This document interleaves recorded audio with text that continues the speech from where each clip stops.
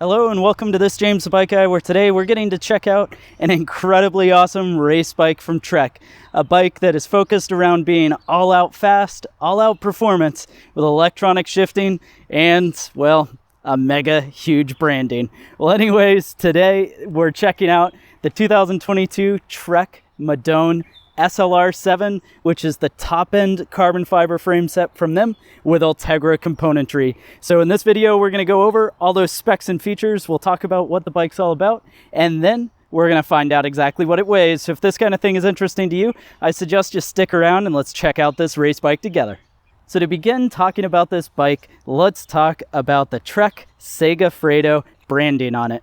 Now, this being the top-end SLR version of the Trek Madone lineup, it's only fitting that you can get it in the race bike livery. So this is the livery of the bikes that are happening in the Tour de France and the Pro Peloton, the team Trek-Segafredo. And it is really cool. A super bright red with some nice navy blue with almost like a touch of a purplish tone to it, and just an absolutely gorgeous color combo to come on their race bike. Now, this being an SLR version, this means that it has their top-end SLR 800 carbon fiber, and virtually all of the 800 series carbon fiber bikes come through Trek's Project 1 series. And what that is basically their ability for you to customize the bike, get different components on it, and paint jobs. So while this one's in the race livery, there's a whole bunch of stock colors you can choose from, as well as you can get your own custom paint done on this bike. Now, in Trek's lineup, they have two different models. They have their Madone SL, which I've got a video of that to check out as well, which is basically this bike just brought down to a little bit lower price point. And then they've got their SLR, which is an all-out race machine. Now, this will have virtually no expense spared. So things like fully integrated cockpit, the 800 series, their top level carbon fiber, and some nice weight savings all around. And then this version being the SLR 7 means that it's going to come with mid to top end components, such as the Ultegra drivetrain that's on it and the Bontrager Aeolus Pro 51 wheels. Now, in the lineup, Trek has two kind of top-end race bikes and then a top-end endurance bike. So this being the Madone, this is their aerodynamic-focused performance race bike. They also have their SLR Amonda, which is their lightweight climbing race bike, and they have their Domani SLR for the more upright endurance and capable rig. And so in all of those lineups, they're going to share kind of that top-end speed agenda, but coming at it a different way. So this Madone offers a whole bunch of arrow-shaped tubing using what they call their camtail truncated airfoil shapes. That means that you're going to have a very narrow and slender look to the front end of the bike with everything kind of integrating together. Your whole cockpit comes together as well. And I really like, especially on this cockpit, they make the stem and the handlebar two pieces. Now, in a lot of different aero bikes, those are all one, and they want to make it one piece both to save a little bit of weight, but also to make it more aerodynamic. But Trek kind of gets around that with a specific handlebar and stem to come together, so you can do different bar widths or stem lengths to get your proper fit. And then all the cables go internal down through this front end, and you can see that top cap that moves with the frame. Just looks so cool. And cable routing all internal. Your water bottle mount, this is one of the kind of trick features of these Madones. This pops out and it gives lots of access to the inside for a bit easier cable routing.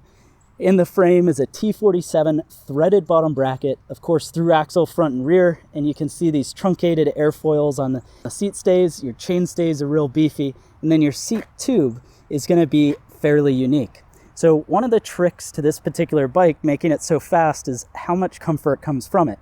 And that's because you're going to have a seat post that goes into this mast, which runs on their IsoSpeed rear decoupler. So what this is basically a bearing system inside of here that allows the seat post to have a little bit of flex backwards and forwards.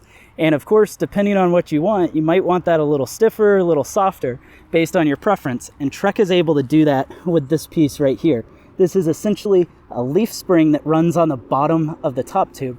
And if we look really close, you can see that little slider that's inside of there. So when you unbolt this bolt, you can slide the slider fore and aft, and that's going to change where the contact point is, allowing a little more flex or a little more stiffness out of the seat post of the bike. And so all that integrates into a pretty performance geometry with their H1.5. That means it's going to have a relatively low stack and a relatively long reach, similar to what you'd get on the Amanda, but not nearly as upright as what you'd get on the Domani. So you couple that position with the aerodynamics and the comfort, and that's where we come in to this aero race bike. Now for parts componentry on the bike, we're rocking the Ultegra 12-speed drivetrain. This being an SL7 is available either in SRAM ETAP or in Shimano like this is, and the 12-speed drivetrain has electronic shifting up top, and these shifters are wireless to the unit out back. We'll talk about that a bit more, but you've got an inside button to go to harder gear, outside button to go to an easier gear. You also have different clicks like on the hood and throughout the bike, and the ability to add things like additional shifters and such onto the bike, or adjust it through the eTube app to control your Garmin. And then the brake lever is operating hydraulic 2-piston calipers on the front and the rear. So those 2-piston calipers slow down on 160 millimeter rotors, and out back will be our 12-speed drivetrain. Now I said that the shifters are wireless to the rear system, and that's because the rear derailleur and the front derailleur are connected via a wire as well as a receiver and junction box that goes to the battery system. And Shimano is doing that because that's going to allow longer times between charges and a more powerful rear derailleur compared to the other wireless drivetrains that are out there. And in back, this 12-speed Shimano Ultegra rear derailleur operates an 11 to 32 rear cassette, driving forward to an Ultegra Di2 front derailleur on an Ultegra crankset with 52-36 chainring combination. So those chainrings plus that 1130 definitely is on the side of being faster and more performance. You know, a traditional compact crankset on a road bike would be 50-34, but this being a mid-compact with 52-36 is definitely going to be more set up for weekend race events or even just beating your buddy to the town line. Now, wheel set is also going to play into the factor here as well. This is a 51 millimeter deep Bontrager Aeolus Pro 51. The Pro series from Bontrager is the middle level in the Aeolus lineup. The 51 is definitely going to be their best mixture of both lightweight as well as aero performance, and they're wrapped up in the Bontrager R3 tires and a 700 by 25 millimeter. And all of that together really makes this bike just look menacing and fast, even standing still. Well, anyways, it is now time to find out what this bike weighs, because I'm curious to see what you get with a top-end race bike and all that aero shape. The actual weight of the Trek Madone SLR 7 in a size 54 comes in and weighs 17.52 pounds.